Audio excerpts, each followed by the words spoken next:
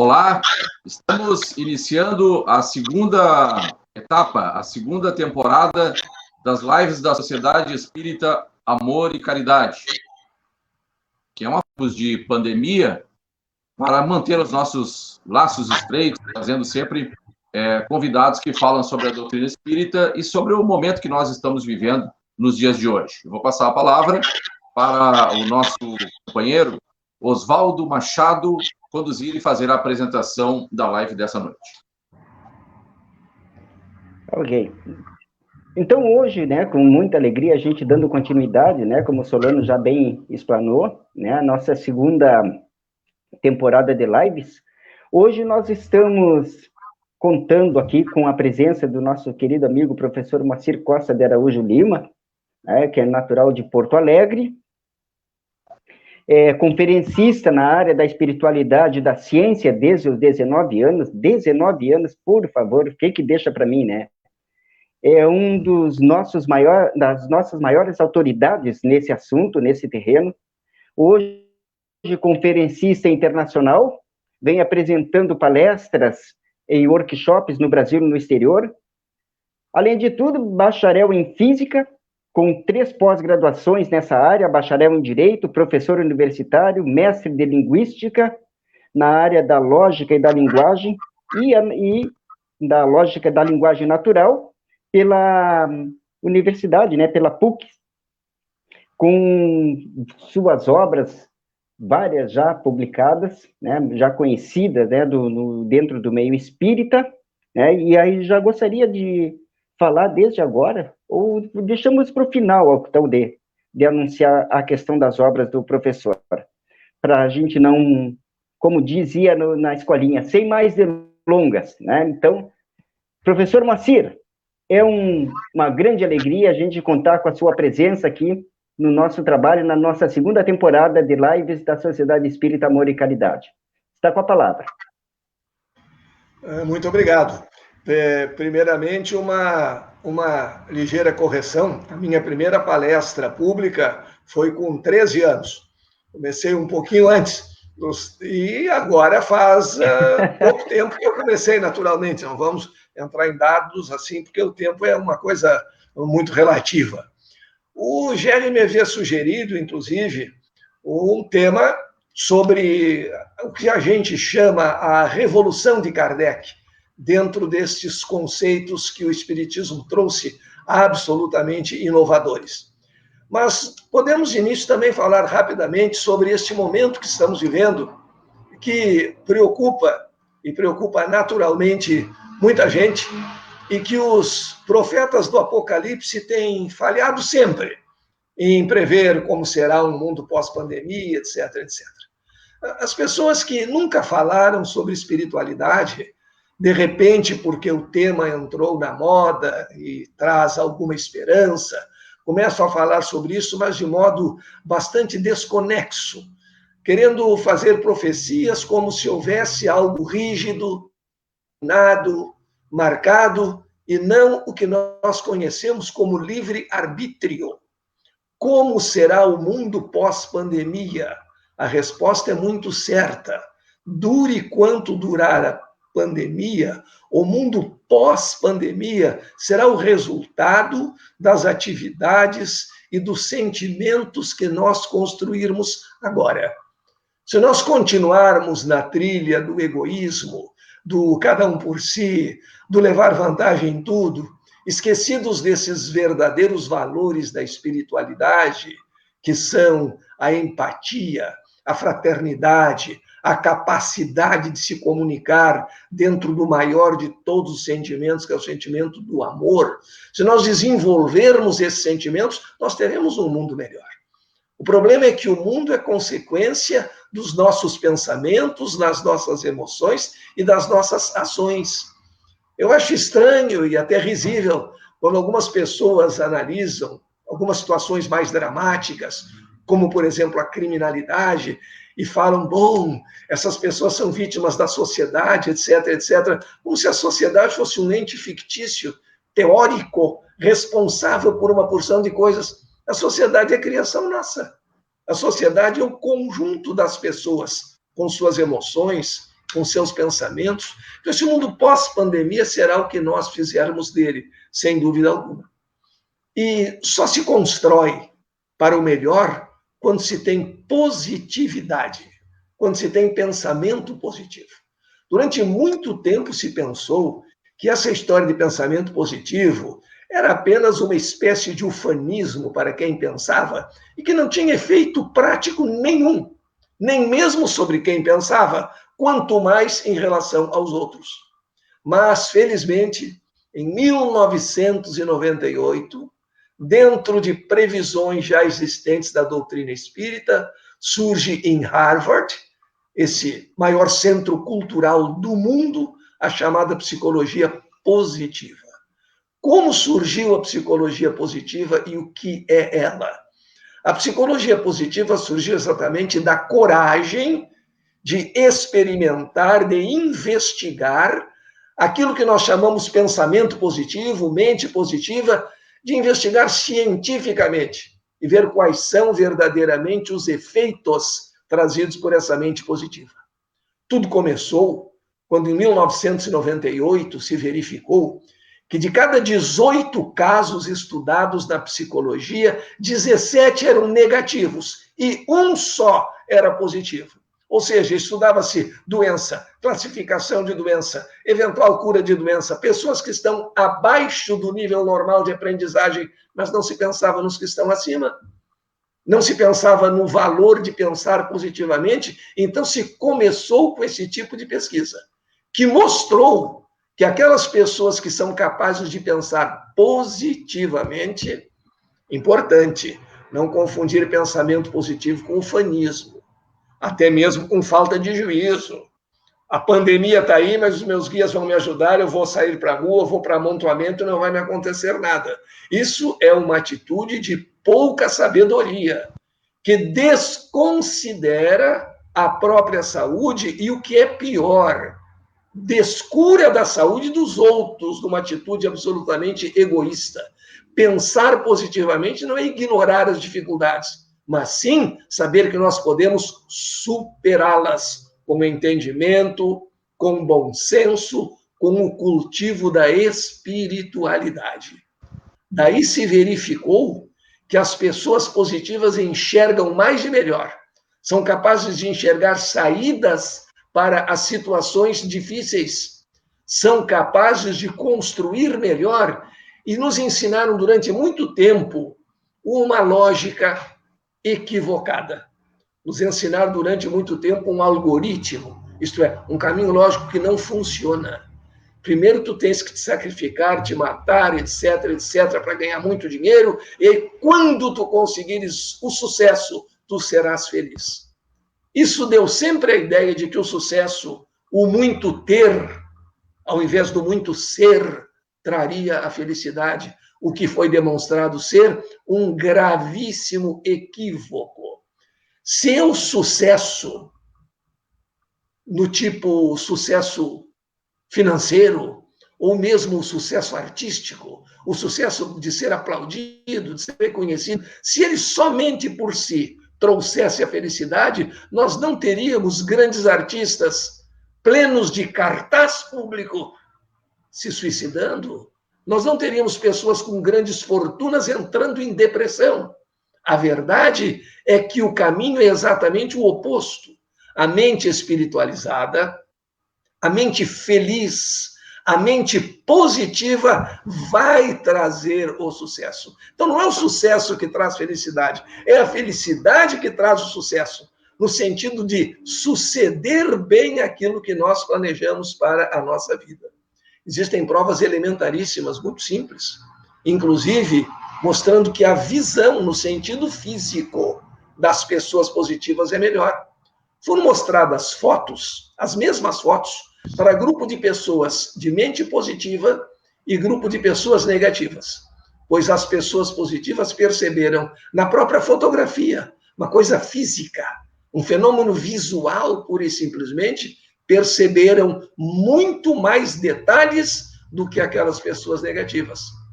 Isso é um exemplo para todo tipo de crise, não só a crise pandêmica que vivemos hoje, para a crise nos relacionamentos, crise de saúde, crise nas empresas. O que acontece, em geral, numa crise? Nós pensamos, bom, tomara que a crise passe e a gente consiga voltar a ser o que era. Então, nós falamos apenas em dois caminhos. Tipo assim, quem vai para a guerra. Espero que não morra, espero que volte, assim como está hoje. Sair da crise. Ou não sai, primeiro caminho. Segundo caminho, para ficar igual ao que era. Poucos enxergam o terceiro caminho, ficar melhor do que era. Depois do grande atentado no metrô de Madrid, se verificou, para espanto de muitos, que muitas pessoas adquiriram uma positividade muito grande, passaram a render, a trabalhar melhor, a se relacionar melhor com os outros, porque encontraram o terceiro caminho, que só é encontrado pelas pessoas positivas. Diante de uma crise, o caminho 1 é sucumbir à crise. O caminho 2 é sair dela com algumas sequelas, ou, quem sabe, no máximo, igual ao que se era antes. E o terceiro caminho, o caminho da realização, que só as mentes positivas e espiritualizadas enxergam, é sair da crise numa situação melhor do que antes dela, porque a situação anterior criou a crise. E se eu não quero recriá-la, eu tenho que partir para uma situação melhor ainda. Nos ensinaram muito esses aspectos pessimistas. Todos nós conhecemos aquela ideia, é melhor esperar pelo pior. Quem espera pelo pior não se desilude. Isso é um engano. Lá na física quântica, no estudo subatômico, se verifica que a expectativa do fato cria o fato. Se isso é verdade lá no mundo subatômico, podemos transferir para o nosso mundo de relações. Qual é a nossa expectativa a respeito do futuro, das nossas relações com os nossos amigos, da nossa evolução? Se ela é sombria, nós estamos construindo um ambiente propício para que se manifeste a sombra. Se ela é positiva, nós estamos criando condições de sintonia para que se manifeste a luz.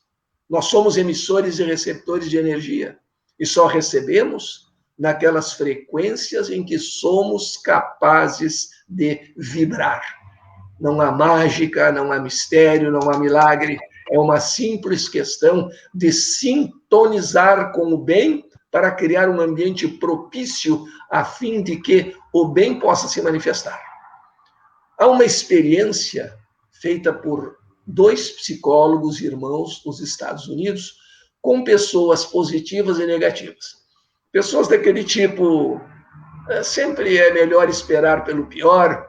Eles reuniram um grupo de ansiosos e angustiados. Há uma pequena diferença técnica entre ansioso e angustiado, mas que para esse tipo de experiência não fazia nenhuma diferença. Então, um grupo de pessoas do tipo ansiosas, angustiadas, e outro tipo de pessoas que cultivavam a esperança, que tinham um pensamento positivo. Os pesquisadores deram folhas de papel para que as pessoas anotassem. E diziam pares de palavras homófonas, quer dizer, pares de palavras que têm um som muito parecido. Só que eles tiveram cuidado de escolher em cada par uma palavra com significado ruim e outra palavra praticamente com a mesma pronúncia, com o mesmo som, mas com significado bom. E os pesquisados deveriam anotar que palavra entendiam em cada par. Lembrando que em cada par sempre havia uma palavra positiva e uma palavra negativa. Pois os angustiados entendiam mais de 90% das vezes a palavra de significado negativo. E os que cultivavam a esperança entendiam a palavra com significado positivo.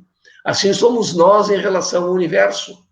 Nem tudo acontece para o melhor, mas é importante saber de tudo tirar o melhor. Não brigando com o mundo, com a realidade da vida, aceitando-a, mas verificando a nossa capacidade de agentes de transformação, para efetivamente, então, estarmos cultivando os chamados valores da espiritualidade, que não são necessariamente valores religiosos no sentido tradicional.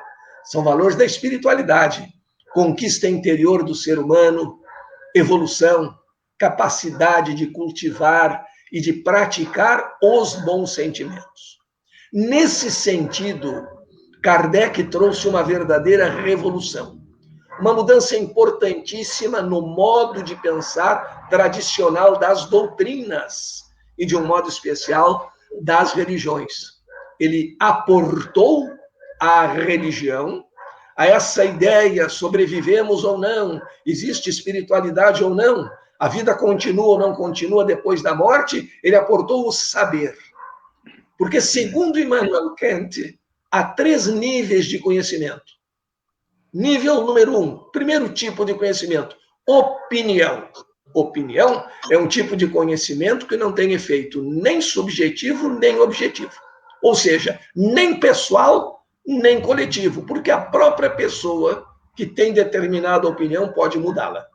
O segundo tipo de conhecimento é fé, no sentido tradicional, acreditar, crer profundamente em algum tipo de revelação. Mas isso só tem sentido subjetivo, porque só quem acredita na revelação que recebeu tem algum efeito em relação a isso. O efeito é só para quem acredita, não para os outros que não acreditam na revelação. E aí criamos um círculo vicioso. A revelação não sustenta a própria fé que ela trouxe, naquele sentido tradicional de revelação. E existe o saber, o conhecer. Este tem sentido subjetivo, ou seja, a pessoa que sabe se transforma pelo saber, e o comunicado do saber também altera a atitude dos outros, o que nós chamamos de efeito objetivo. Por exemplo, o conhecimento da lei da gravidade. Ele tem efeito para quem a conhece, tem efeito também para os outros, mesmo que não a conheçam, mas que estão sujeitos a ela e um dia chegarão a aprendê-la. É por isso que o verdadeiro saber não causa conflitos. Muita gente já se matou por causa de motivos religiosos. Nunca vimos ninguém se matar por causa da matemática, da física ou da química, porque as discordâncias, elas são resolvidas no terreno do saber. Que Popper, o grande analista da ciência, dizia: ciência é experimentar, verificar e experimentar de novo, até chegar a uma conclusão. Pois bem, em relação ao conhecimento chamado espiritual, sempre havia somente algum tipo de revelação. Um profeta recebia supostamente de alguma entidade superior, às vezes do próprio Deus, uma mensagem qualquer, e como essa mensagem vinha do Todo-Poderoso, ela era a mensagem inquestionável, absolutamente indiscutível e a propagava. Isso, como efeito da chamada fé antiga, como efeito de revelação pessoal, só teria efeito subjetivo. Não convence as pessoas da sua realidade. O que fez Allan Kardec no estudo da espiritualidade? Queremos saber se existe vida após a morte? Muito bem. Se existe vida após a morte, vida é pensar. Penso, logo existo.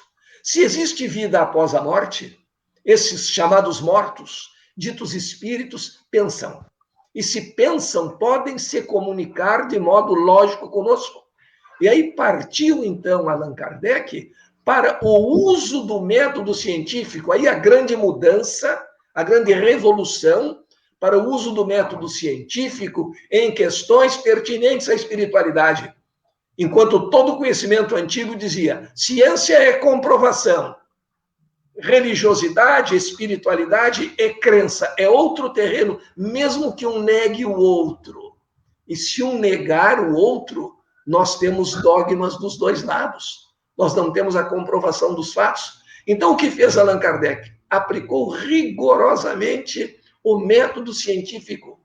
Os espíritos se comunicam? Eles se comunicam, existem. E eles existem? Então, vamos pesquisar.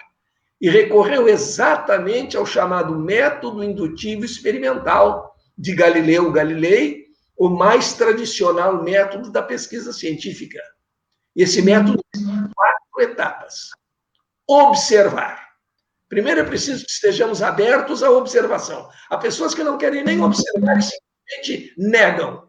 Não sobem o primeiro degrau do método do verdadeiro saber, do verdadeiro conhecimento. Então, observar. Há mesas falando, há mesas dando mensagens? Mesas têm inteligência suficiente para comunicar algum tipo de mensagem lógica, coerente? Por certo, não. Então, a mesa estaria sendo usada como instrumento? Vamos observar essas mesas e o que elas dizem. Primeiro passo, observar. Segundo, formular hipóteses. Seria uma propriedade magnética da própria mesa? Seria uma fraude? Seria uma comunicação espiritual? E as hipóteses foram testadas exaustivamente. Toda hipótese só pode ser descartada após o seu teste. E aquilo que não pode ser testado não faz parte do conhecimento científico. Ao contrário do que muitos leigos pensam, quando se formula uma hipótese científica, se procura fenômenos que possam negá-la, e não somente fenômenos que possam confirmá-la. E é preciso que exista uma possibilidade observacional, pela qual nós veremos se a hipótese está corroborada, ou seja, confirmada ou não está confirmada. Quando Einstein formulou a teoria de que a luz possuía massa, uma consequência do fato de a luz possuir massa é ser atraída por outras massas. A lei da gravitação, que inclusive ele modificou. Então deveria haver uma experiência em que a luz passasse por perto de uma grande concentração de massa, no caso uma estrela, e se verificasse. Se ela fosse desviada, se ela sofresse atração gravitacional, ela teria massa. Se ela não sofresse, ela não teria.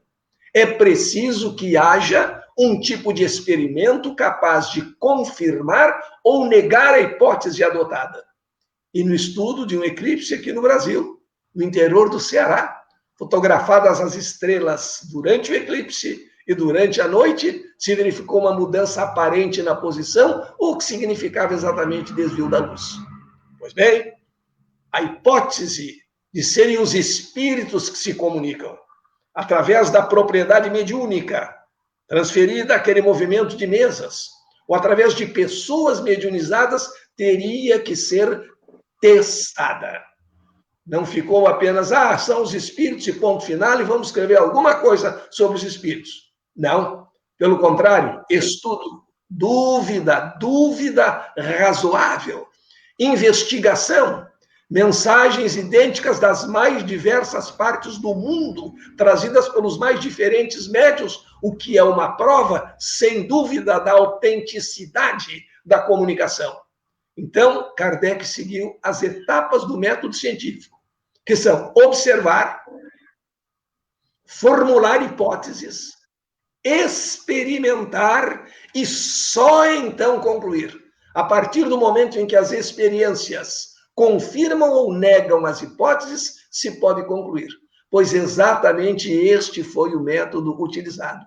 E esse método deu origem àquela fé que equivale ao conhecimento, que não é apenas subjetiva, não é uma crença minha, pessoal, uma superstição, um toque, uma mania. Não, é algo que se comprova, é algo que se verifica no dia a dia. E por isso, o Espiritismo é a única doutrina que incentiva a dúvida.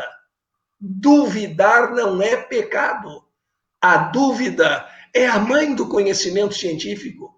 A dúvida nos leva à pesquisa, e a pesquisa vai confirmar ou não aquele evento que nós colocamos em dúvida. Então, o método científico é observar, formular hipóteses, experimentar e, finalmente, concluir. E exatamente isso que fez Kardec. E, com isso, nasceu um novo tipo de fé. A fé inabalável. A fé raciocinada. Aquela que é capaz de enfrentar a razão face a face em todas as épocas do progresso humano. E mostrando a possibilidade de mudança, de evolução, o codificador também afirmou. Porque não pretendeu jamais ser o dono da verdade em todos os ramos do conhecimento humano, e afirmou que se a ciência provasse o erro do espiritismo sobre algum ponto, caberia ao espiritismo se reformular sobre aquele ponto. Por isso, no espiritismo, a dúvida é saudável. O ceticismo razoável, não o ceticismo de pirro, que começa com aquela afirmação, em nada podemos crer, que é uma afirmação autodestrutiva, porque se em nada podemos crer, também não podemos crer nessa afirmação. Não, é o ceticismo razoável, é a dúvida de quem quer aprender, é a dúvida de quem não tem certeza do sim ou do não, antes de fazer a experiência, que é exatamente o que a ciência indica. E essa fé raciocinada nos trouxe um compromisso muito grande. Nós não cremos apenas porque ouvimos dizer. Nós sabemos, então, que há uma continuidade da vida. E se há uma continuidade da vida, e se estamos agora vivendo uma de muitas vidas neste planeta, nós temos a responsabilidade de, a partir do conhecimento, marcharmos de acordo com esse novo conhecimento. Cultivarmos os bons sentimentos da alma. Segundo Leon Denis, com o surgimento da nova ciência, a ciência do espírito, novos instrumentos se fazem necessários. E somente o coração puro e a mente elevada permitem o contato com a espiritualidade superior. Não acreditamos em milagres, não aceitamos cegamente as coisas. Um espírito disse, porque a doutrina nos ensinou que a condição de morto não modifica o homem. Quem tem boas e belas intenções, continua com boas e belas intenções. Quem tem intenções nocivas, pode continuar com intenções nocivas. O morto não se santifica. O espírito apenas toma conhecimento, quem sabe de outras encarnações, e procura os seus afins. Portanto, não há verdade absoluta, não há dito inquestionável. Tudo devemos investigar. E se nosso coração, nosso sentimento e nossa mente não estiverem de acordo, nós temos o direito de rejeitar, em nome do bom senso, em nome da fé raciocinada. Aí se realizou, então, a união entre ciência e espiritualidade. Criou-se uma fé que não apenas afirma, que investiga, que raciocina e que está aberta a novas ideias e a novos conhecimentos. Aí a nossa grande responsabilidade, ao conhecermos essa fé raciocinada, praticarmos. E praticarmos, acima de tudo, a grande lei, o único caminho para a libertação do ser humano, que é a lei do amor. Amai-vos e instruí-vos. Não é por acaso que o amor vem primeiro. A instrução em si, e por si só, pode levar a boas atitudes ou a atitudes negativas. O uso que fazemos dos instrumentos é que vai nos permitir dizer que o instrumento é ruim, o instrumento é apenas um instrumento. Então, amai-vos e instruí-vos, porque um amor cego, fanatizado, pode levar aos extremismos, aos radicalismos religiosos, sociais, políticos. O amor com instrução nos eleva. E a instrução também eleva o amor, porque não acreditamos apenas por acreditar, e aí vem a diferença entre superstição e fé. Kardec cria a fé raciocinada e estabelece um elo entre a ciência e a espiritualidade. Exatamente o que nós estamos assistindo hoje.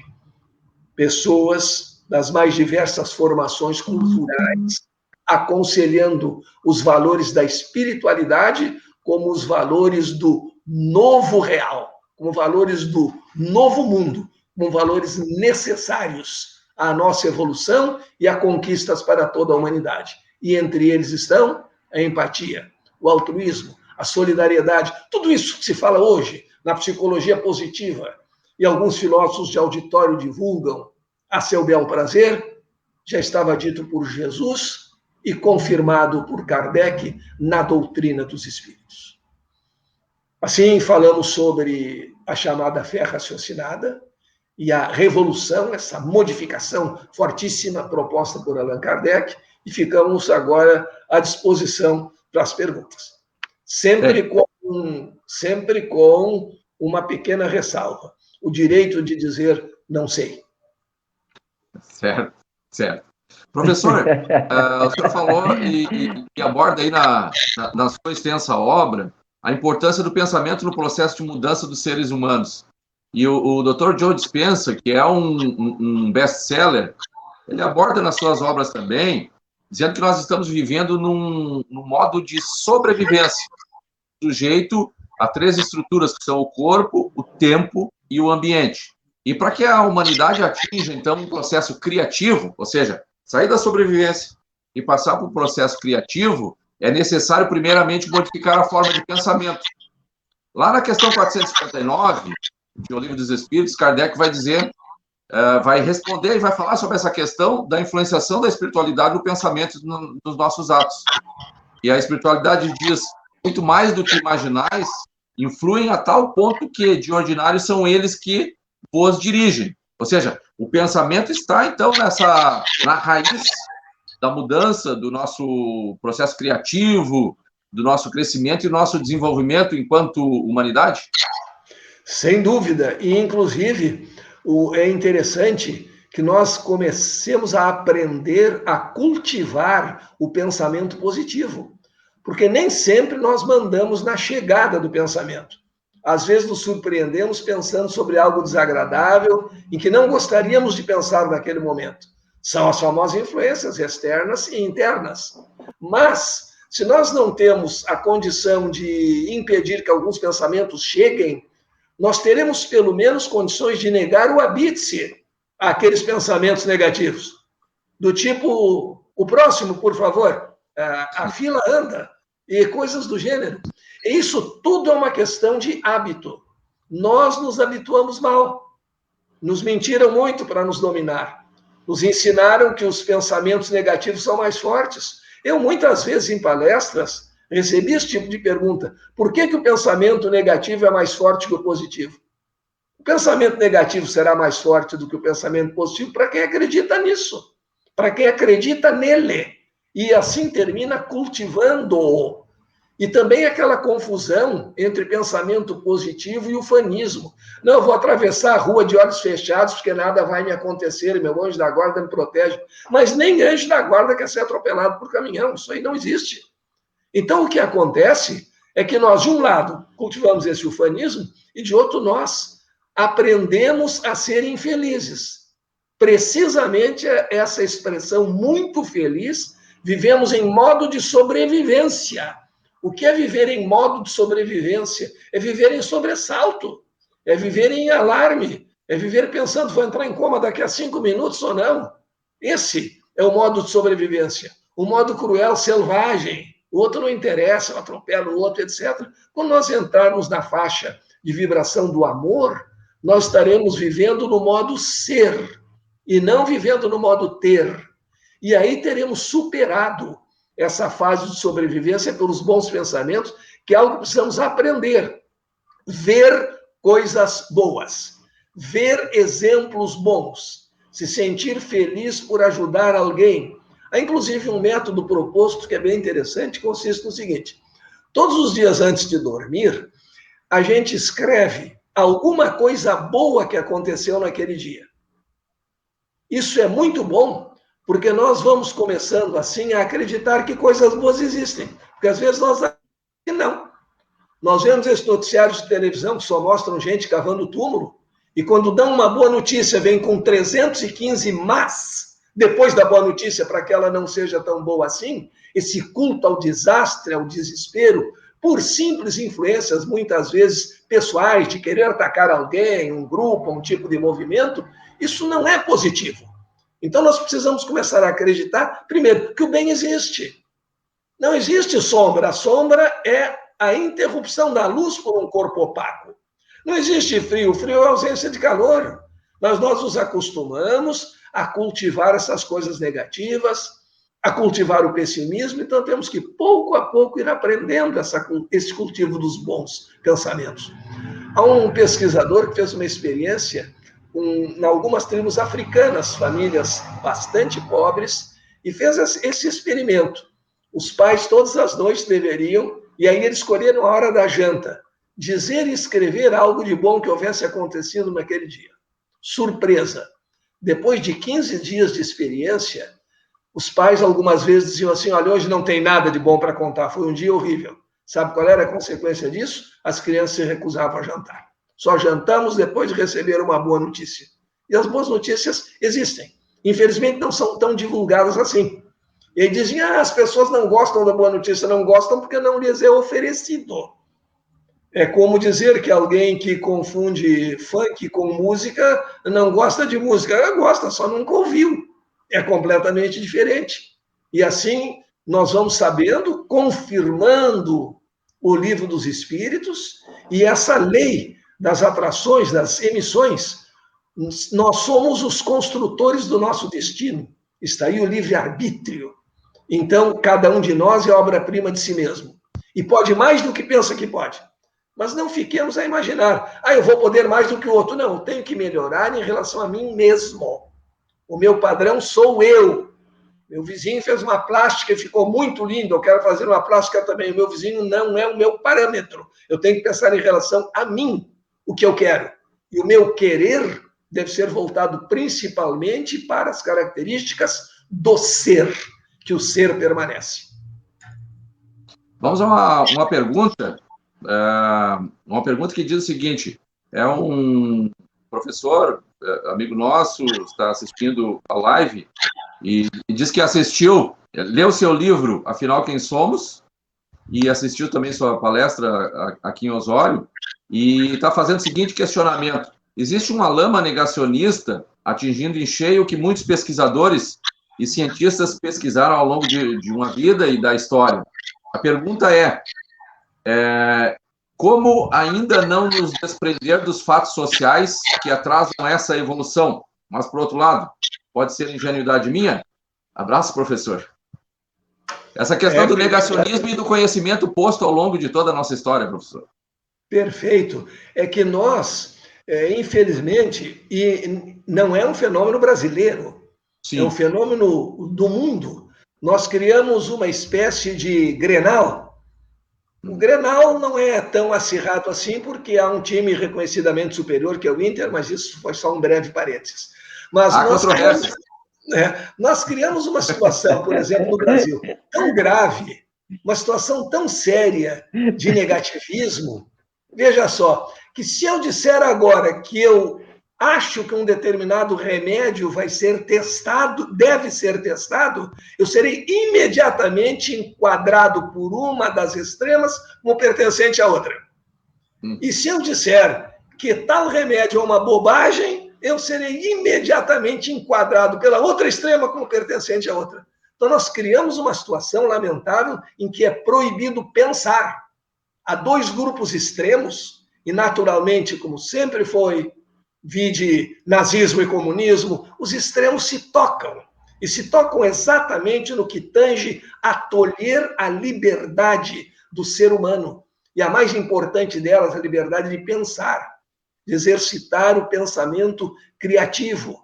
Então, quando nós nos fanatizamos, nós chegamos a pontos assim como este. Eu tenho que concordar 100% com o grupo A, por exemplo. Eu afinizo com o grupo A, mas aí eu discordo de alguma coisa. De um dos grandes líderes. Ainda vivem de totens, mitos, essas coisas todas, nos dois lados.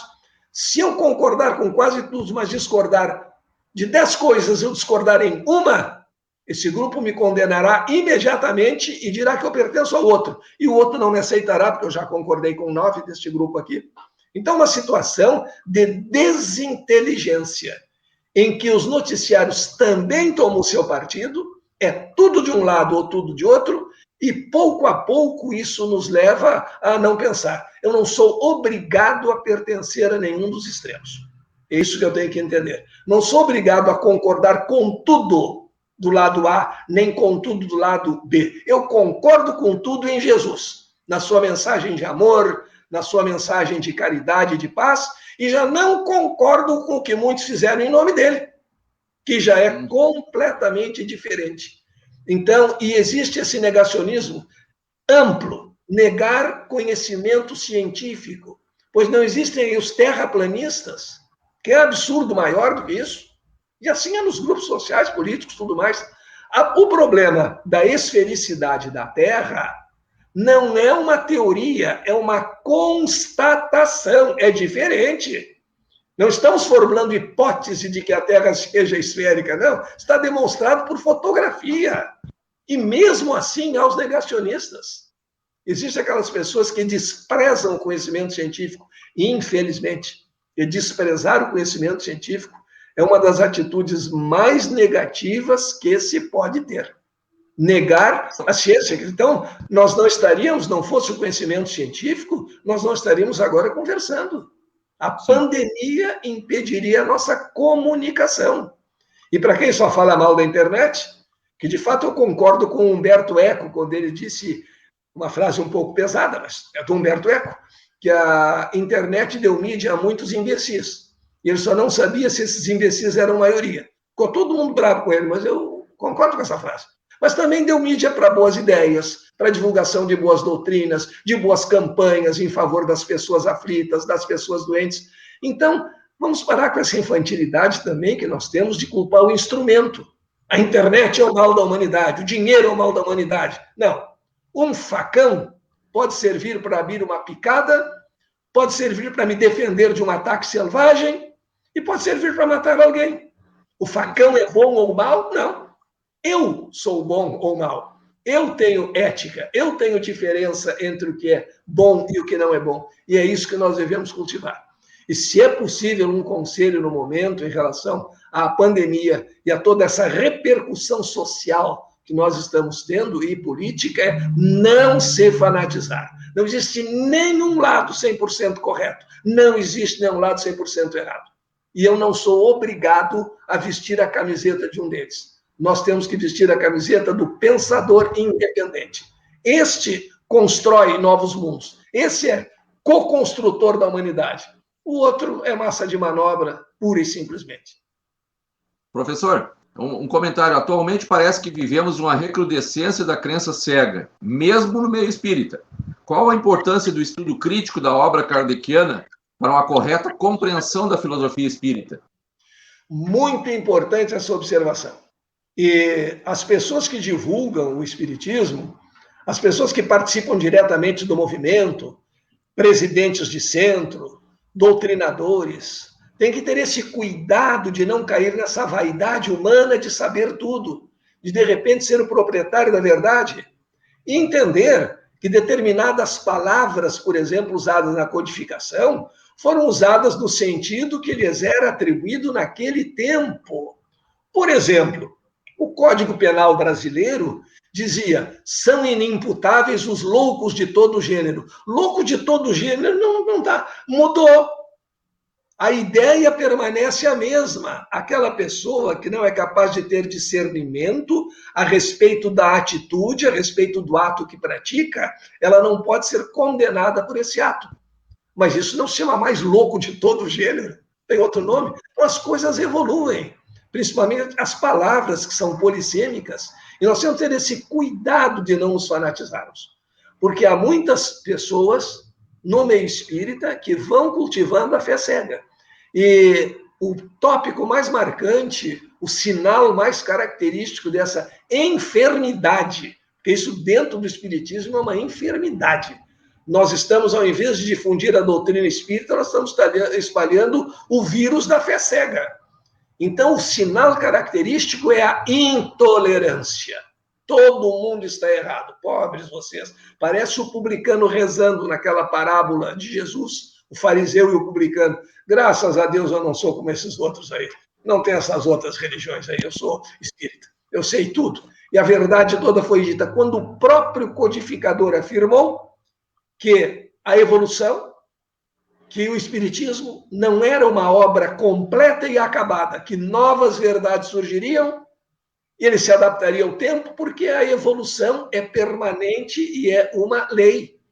Eu não posso dizer hoje toda a verdade sobre daqui a 500 anos, porque muita coisa pode ter mudado.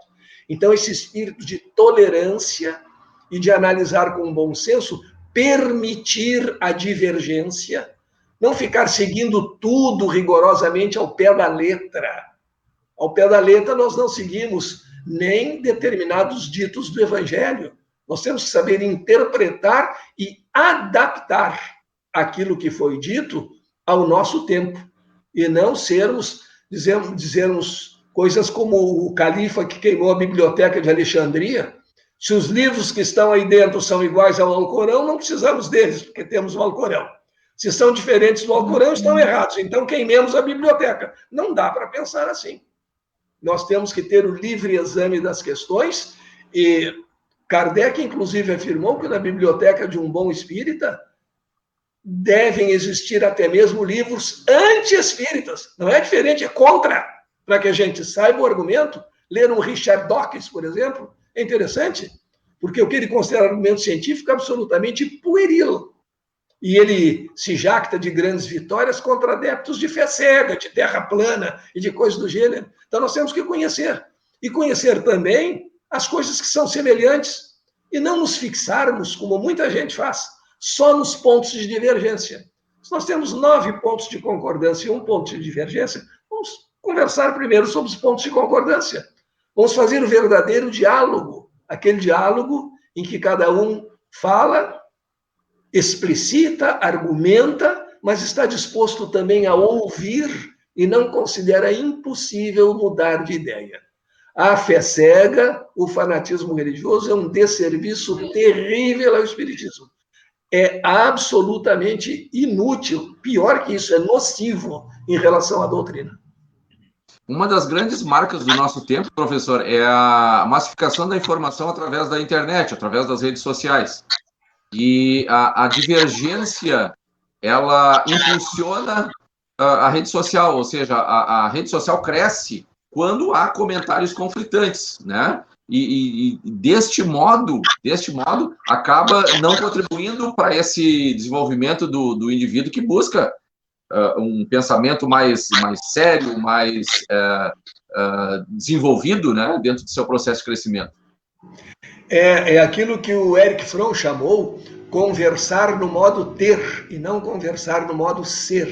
Eu quero não aprender alguma coisa, eu vou para um debate certo de que não vou convencer o outro e mais certo ainda de que o outro jamais vai me convencer. Mas eu quero convencer mais pessoas para ser um vencedor.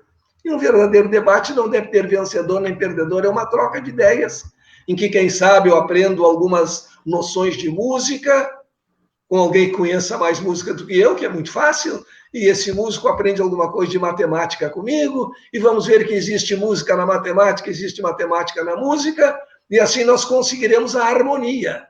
É como um diálogo, seria como 2 pessoas que vão dançar. Se cada um estiver com o ritmo da cabeça e quiser dançar só aquele ritmo que ele conhece, não vai ser uma dança, vai ser um conflito desarmônico de movimentos. Agora, se cada um ceder um pouco, puxa, eu pensei que iam tocar um samba, tocar uma valsa. A valsa não se dança como samba. Pois é, eu estava esperando um outro tipo de música qualquer, mas não é bem assim, e chegamos a um meio termo. Infelizmente, há uma pretensão muito grande no ser humano de dono da verdade, e essa história da internet deu muita asa, muito cartaz, muita divulgação a tudólogos. As pessoas dão palpite sobre tudo, sem saber nada, e ficam furiosas quando o seu mero palpite é contrariado. A gente chega lá e diz, a Terra é plana, e quem não sabe que a Terra é plana está sendo enganado, é um ignorante, está acreditando na NASA e em Hollywood. Mas o que é isso? E, infelizmente, quase todos os debates são levados nesse sentido. As pessoas se consideram muito importantes, o seu Facebook é o seu jornal pessoal, onde ele é o diretor e a principal notícia e o principal repórter. E a vida dele é importantíssima para todo mundo, se expõe inutilmente. Eu saindo do cinema com meu amigo, eu comendo no restaurante tal, eu na serra com as crianças, isso, a casa está vazia, bom aviso para o ladrão. As pessoas se deslumbraram com esse instrumento, mas chegaremos ao meio termo, tenho certeza disso, porque esse deslumbramento vai passando, eles vão vendo que ódio não faz eco, ódio gera ódio, as pessoas começam a sair dos grupos em que ocorrem discussões odiosas, quebras de amizade, por assuntos que vão desde o futebol até a religião, são pretextos. Não é o futebol que é quebrador de amizades, não é a religião que é quebradora de afinidades, é a atitude das pessoas que se consideram donas da verdade, se consideram ofendidas com quem pensa de modo diferente e normalmente são muito agressivas. Esse é o lado negativo. mas há o lado positivo. A nossa comunicação, a possibilidade de divulgar novas ideias e ver. O espírita tem essa convicção vinda da própria codificação. Não negar o conhecimento científico. Anos e anos de estudo, de experimentação, de laboratório, tem valor e nós não podemos negar. Não fossem esses estudos, não teríamos internet, não teríamos avião, não teríamos televisão, não teríamos tudo isso que nós temos e podemos usar positivamente.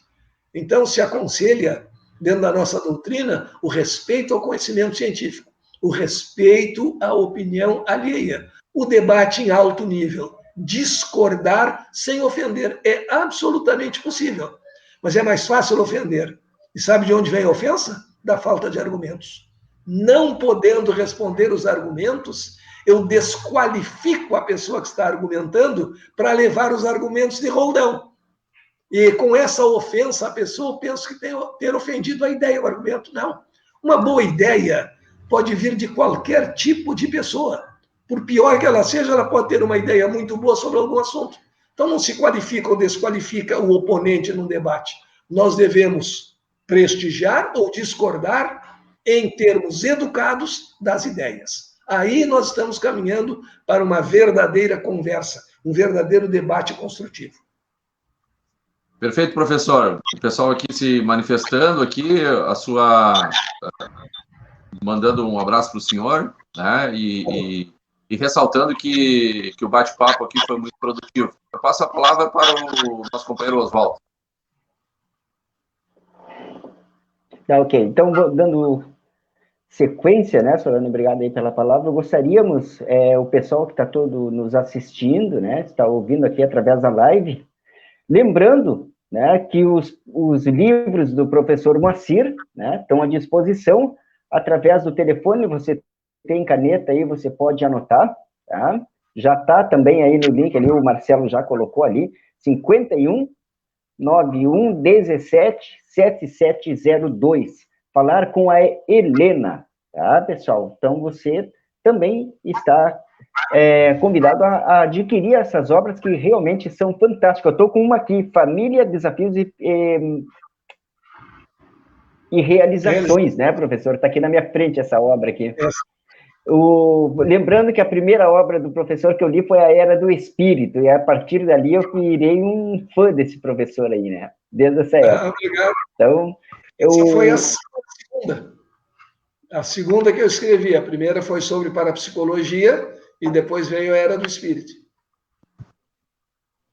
Excelente obras, né? Todas elas, né? Com certeza, então você pode adquirir, tá aí na telinha aí aparecendo, né? Para quem está nos assistindo, para adquirir as obras do professor Moacir. Antes de passar pelo WhatsApp também, né? Pelo telefone e WhatsApp. Né? Ele é o WhatsApp também, né, professor? Isso.